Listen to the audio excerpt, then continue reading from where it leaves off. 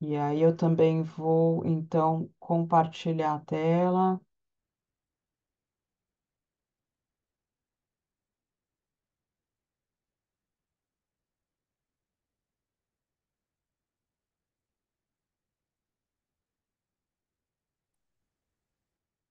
Acho que vocês estão vendo, né? Sim, estão conseguindo ver a compartilhamento de tela? Sim. Sim, ok, obrigada. Bom, então vamos lá para a gente já começar.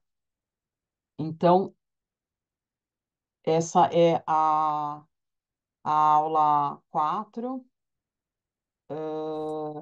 Então, só relembrando, né? Na primeira aula a gente falou de Brasil, na segunda aula a gente falou de judeus em São Paulo, na terceira aula a gente falou sobre iniciativas de memória, mais em torno de museus e centros culturais, ou seja, instituições, vamos dizer, já mais amadurecidas, né, com uma certa organização, estrutura e tudo mais.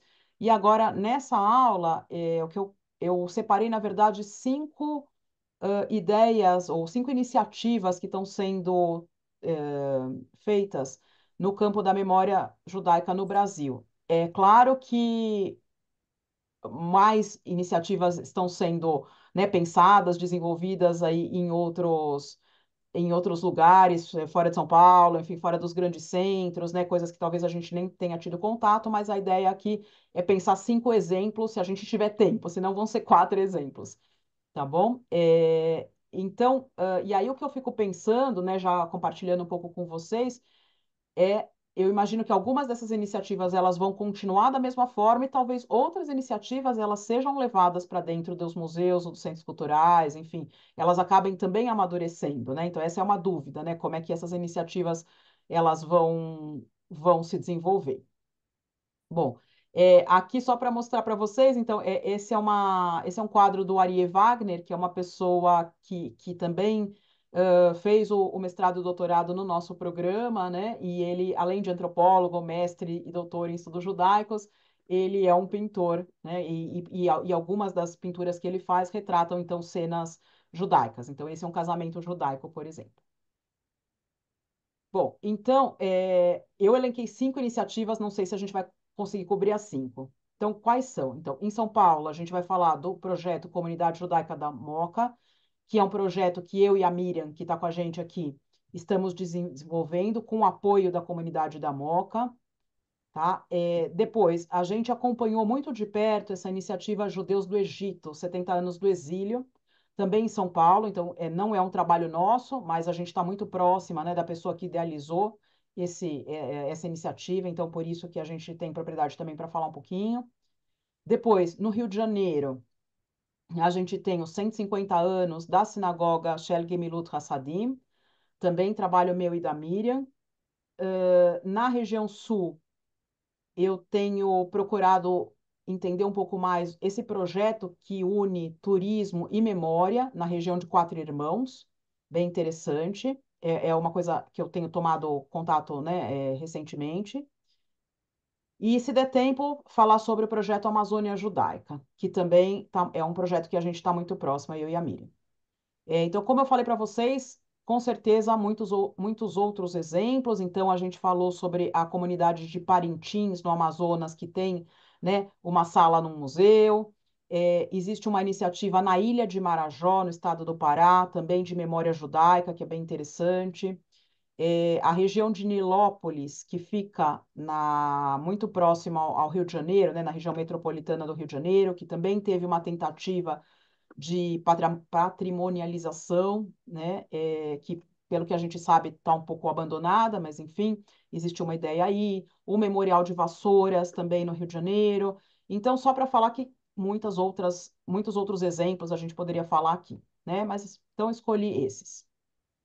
Bom, o projeto judaico, Comunidade Judaica da Moca, então, idealizado por mim e pela Miriam, né, a gente começou a pensar esse projeto no primeiro semestre de 2023. E a gente acreditava naquele momento, e continua acreditando, que seria importante identificar, preservar, valorizar e divulgar o patrimônio cultural das famílias judaicas que estavam no bairro paulistano da Moca, mais ou menos na primeira metade do século XX até a década de 1970, mais ou menos. E quem eram essas famílias, então? Eram, em princípio, ou na maior parte, né, imigrantes do Líbano, das cidades de Ceida ou Sidom e Beirute. Mas também tinha pessoas vindo de uma região que hoje é Israel, né, mas que é essa região da Palestina, de uma cidade como Iafo, por exemplo, que fica perto de Tel Aviv. E esses grupos, então, eles constituíram duas sinagogas, vocês estão vendo a foto, né? A foto é da Miriam, então as duas sinagogas que ficam na mesma rua, né? Na rua Dorico Mendes, é, e fizeram uma vida, né? Então, enfim, criaram um cotidiano comunitário na Moca. E muito pouca gente sabe disso, né? Tanto pessoas da comunidade judaica como pessoas de fora da comunidade judaica não têm esse conhecimento. Então, é isso que a gente quer levar adiante, mostrar para as pessoas que existia uma comunidade judaica na Moca. Então, além das fotos, vocês estão vendo um mapa, tá? Esse mapa, esse quadrado aqui, é mais ou menos onde as famílias moravam. Então, são pouquíssimas ruas, né? Pouquíssimas quadras, se a gente pensar. E esse pontilhado aqui é justamente o trajeto entre as duas sinagogas na Moca, ou seja, elas eram muito próximas. Os prédios estão lá, tá? Então, esses prédios continuam na Rua Dorico Mendes, mas sem muita função nesse momento. E, bom, o que que foi o nosso trabalho? O que está sendo o nosso trabalho? Então, um estudo aprofundado para entender quem eram esses judeus do Líbano, por que que eles saíram do Líbano, por que que eles vieram para o Brasil e, né, particularmente para São Paulo, e quais seriam as características desse grupo em relação também a outras subcomunidades judaicas. E, além disso, a gente queria entender a adaptação ao bairro da Moca, né, e todas as circunstâncias que estavam ligadas, então, a essa constituição da comunidade.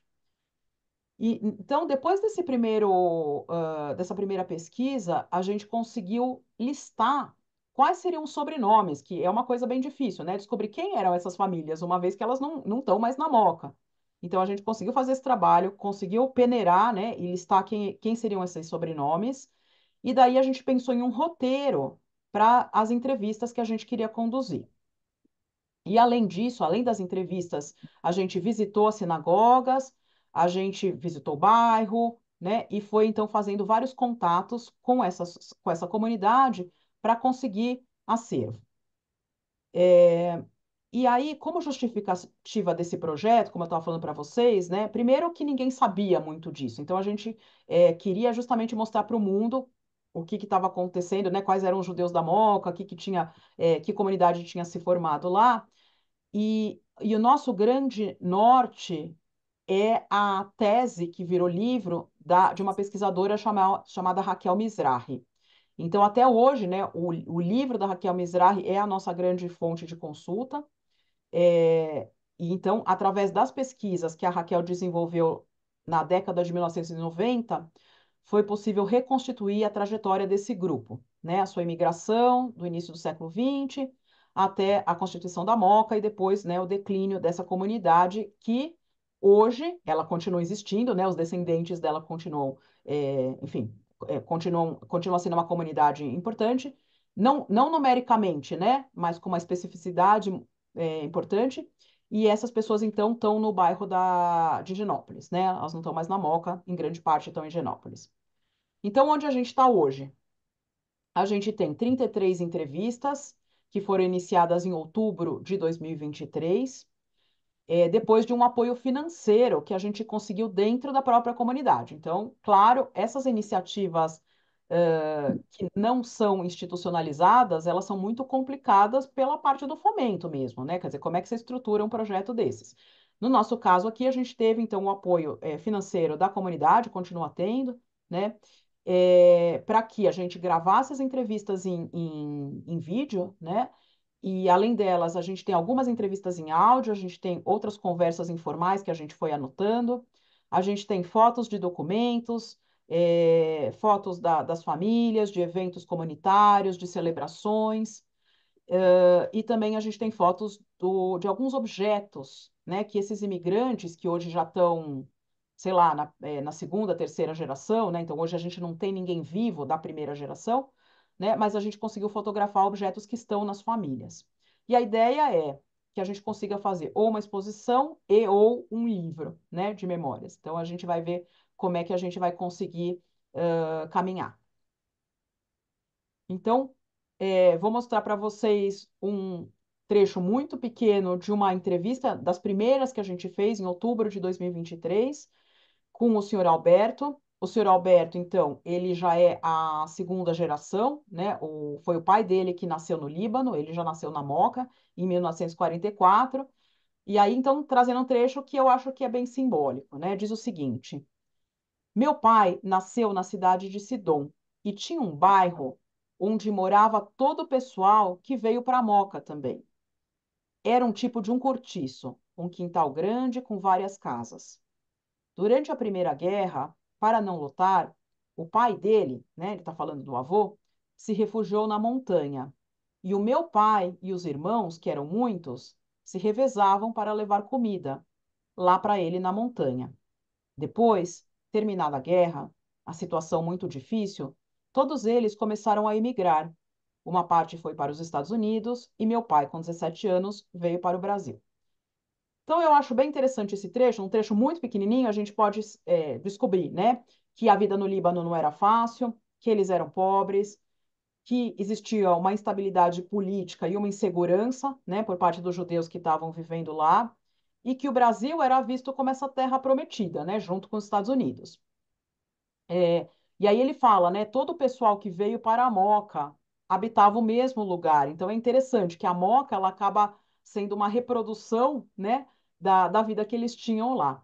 Então eu acho bem interessante esse trecho.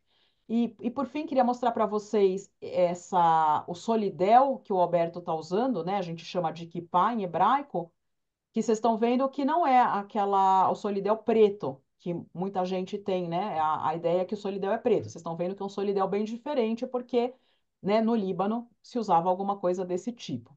Então, também aí é uma característica importante.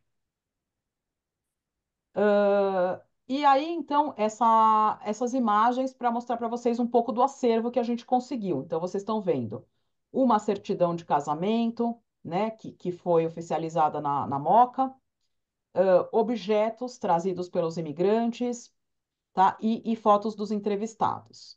Então, é só para mostrar para vocês o que a gente já conseguiu nesse momento. Claro, isso aí multiplicado, né, por 33 entrevistas, né, objetos, documentos, etc. Bom, então esse foi o projeto Moca.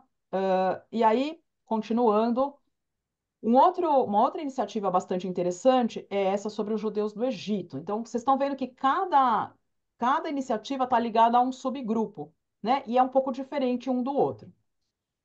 Então, o que foi essa iniciativa dos judeus do Egito? Eu queria enfatizar que também é um projeto comunitário, ou seja, a comunidade ela é protagonista. Então, como é que esses projetos surgem? Porque a comunidade tem interesse, né, ou sente falta de uma iniciativa, né, de salvaguardar essa memória e de extroverter essa memória. Então, no caso, a comunidade ela detecta que tem uma lacuna existente, ela se preocupa com a preservação da memória e também em passá-la adiante. E aí, como é que isso funciona? Então, normalmente, os membros da comunidade, eles raciocinam da seguinte forma, eles pensam assim, meus filhos e meus netos não sabem nada de onde a gente vem. São cidadãos brasileiros, que sabem muito pouco da sua ancestralidade. A informação vai se perdendo. Então a pessoa diz: eu sei como foi no país de origem dos meus pais, mas se eu não fizer nada, meus filhos, meus netos não vão saber. Por isso a importância de deixar esse legado. Então, isso que a gente tem escutado, né? E aí, como eu falei para vocês, a dificuldade, claro, é o fomento. Bom, então, sobre esse projeto específico, os resultados foram teve uma exposição na Galeria de Hebraica em 2022, que é uma exposição que hoje é itinerante. Foi produzido um livro em 2023 e também existe um website e uma página no Facebook, é, que tem uma função muito importante, que é integrar os membros do grupo, né? Então, essa foi uma grande função, né, do projeto, despertar e reforçar o sentimento de pertencimento dos membros da comunidade. E dessa forma, então, isso aproxima os membros da comunidade e também faz com que as outras subcomunidades, né, acabem sendo estimuladas a fazerem coisas parecidas. Então, acaba tendo uma grande conexão dentro da subcomunidade e em relação às várias subcomunidades judaicas. Então, é um projeto que tem dado muito certo. Esses projetos todos têm dado muito certo. Então, o primeiro produto foi a exposição. Então, o que vocês estão vendo aqui é a exposição que foi montada primeiro na hebraica e depois ela já chegou a itinerar. Então, vocês estão vendo esses caixotes onde foram colocados objetos importantes das famílias. Um dos objetos mais importantes, ou talvez o mais importante, é a Torá, que vocês estão vendo aqui à direita, né, que é o Pentateuco, a Bíblia judaica. E aí é bem interessante porque a Torá, ela tem essa cara aqui, né? Ela é, vamos dizer, envolta numa caixa, no caso dessas comunidades dos países de maioria árabe, né, muçulmana. Então, a Torá, ela não tem essa, vamos dizer, essa embalagem, né, essa forma de armazenamento quando a gente está falando de comunidades europeias. Então, isso já indica alguma coisa. E depois a exposição tinha também esses painéis falando da vida do Egito, dos costumes e tradições, e depois o que aconteceu, né? Por que os judeus foram expulsos do Egito e como é que foi essa chegada no Brasil e a formação da comunidade. Então, isso basicamente foi, a grosso modo, a exposição na hebraica. Mas, como eu falei para vocês, outros produtos dessa pesquisa. Então, esse livro, Judeus do Egito, 70 anos do exílio, né, assim como a página no Facebook e o website. E aí trago um trechinho do livro, um trecho do Davi Levi, que é um dos idealizadores do projeto. Então, ele diz assim: alguns me chamam de contador de histórias, mas com muita emoção fomos recuperando as nossas lembranças. A tragédia da saída, malas revistadas 2, 3 vezes, a fim de perdermos os navios, embarques sem a presença do pai, que estava preso, as famílias que se distribuíam mundo afora. Tá? Então, não vou contar aqui toda a história, né? Por que os judeus saíram do Egito, quais foram as circunstâncias da saída, né? Mas para quem tiver interesse, é só pesquisar, então, por judeus do Egito, 70 anos do exílio, vocês vão ver, né, um pouco mais sobre essa história. Bom, e aí passo por um terceiro projeto que, de novo, a Miriam e eu trabalhamos bastante. Então, não foi exatamente uma ideia nossa como a Moca. Então, a Moca foi uma idealização nossa, que a gente foi chamada para trabalhar, né? Mas foi um projeto que, de alguma forma, a gente também desenvolveu junto com essa comunidade. Então, num primeiro momento, os membros frequentadores da sinagoga Shel Gemilut Hassadim, que é uma sinagoga que fica em Botafogo, né, e que tem 150 anos de funcionamento. Então, se vocês, né, forem para o Rio de Janeiro, quem é do Rio de Janeiro, sim, essa sinagoga continua lá, em Botafogo, funcionando.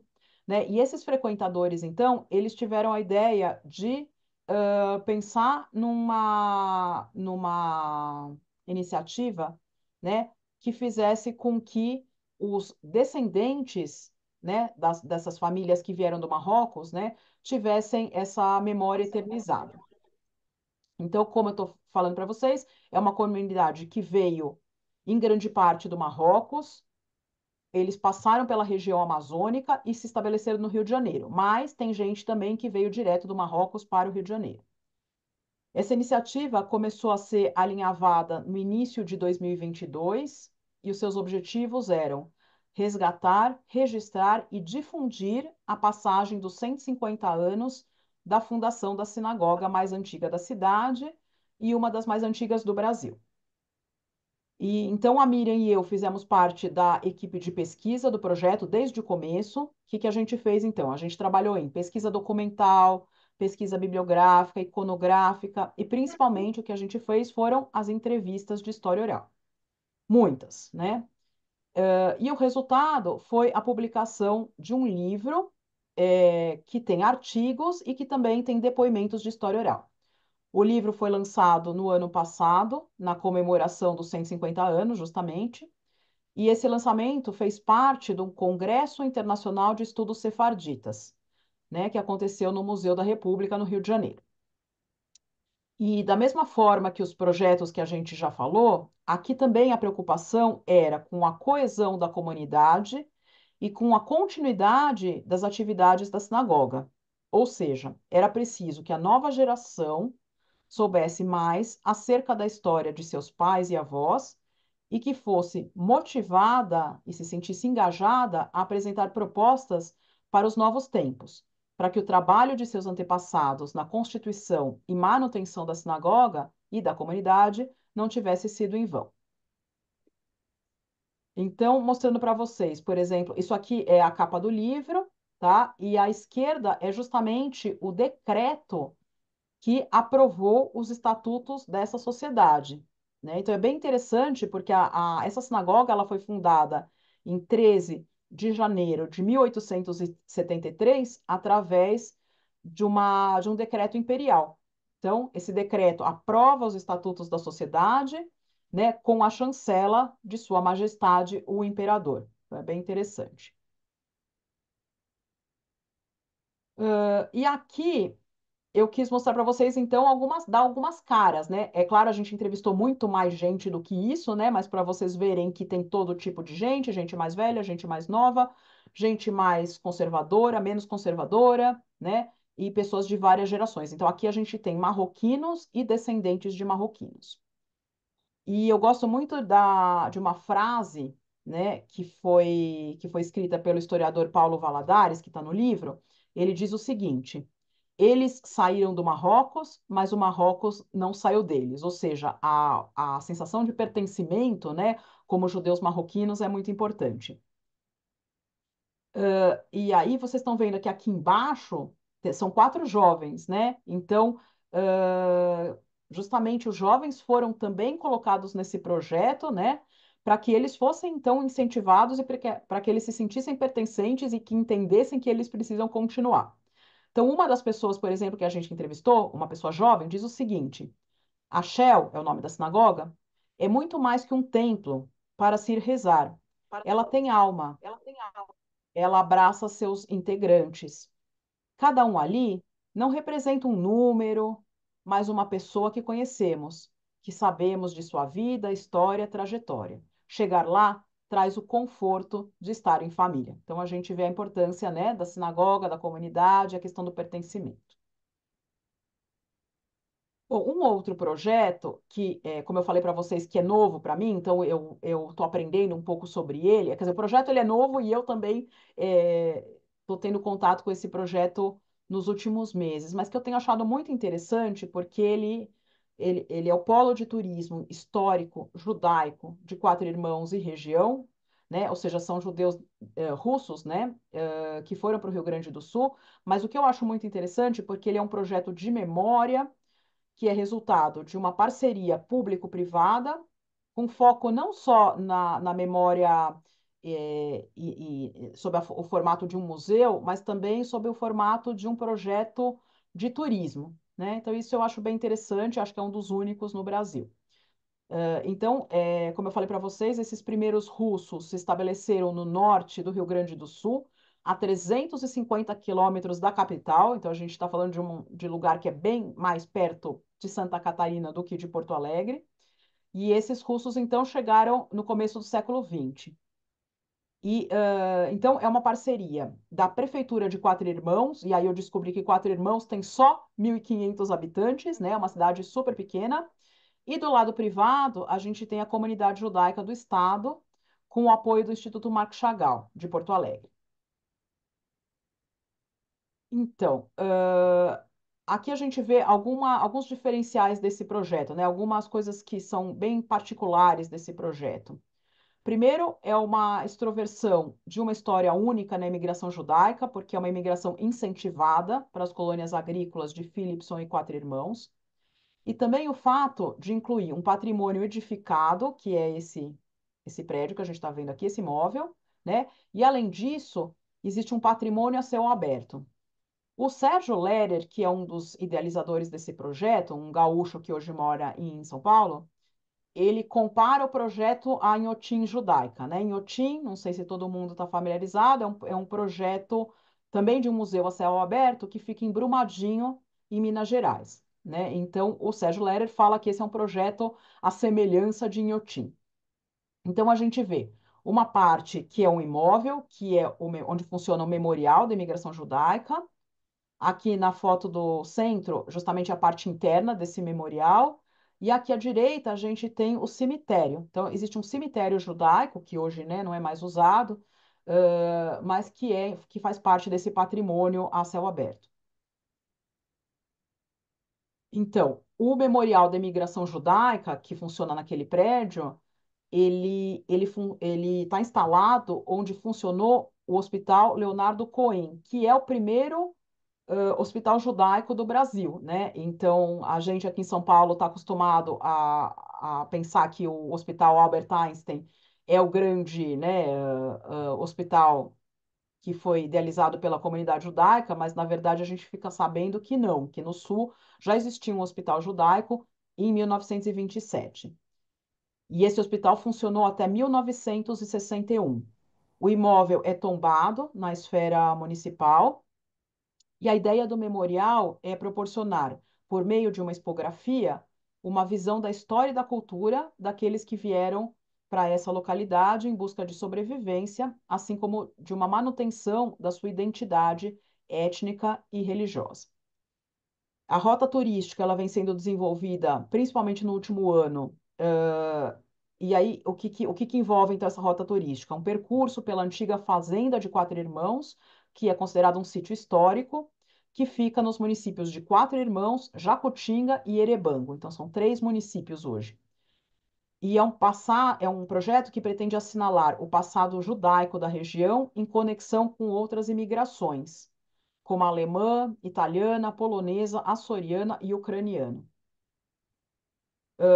Importante ressaltar que, então, essa região, ela tem ruas com os nomes judaicos. Então, hoje a gente praticamente não tem mais judeus, ou tem descendentes desses antigos judeus, mas o patrimônio está sendo resgatado. E aqui é um folder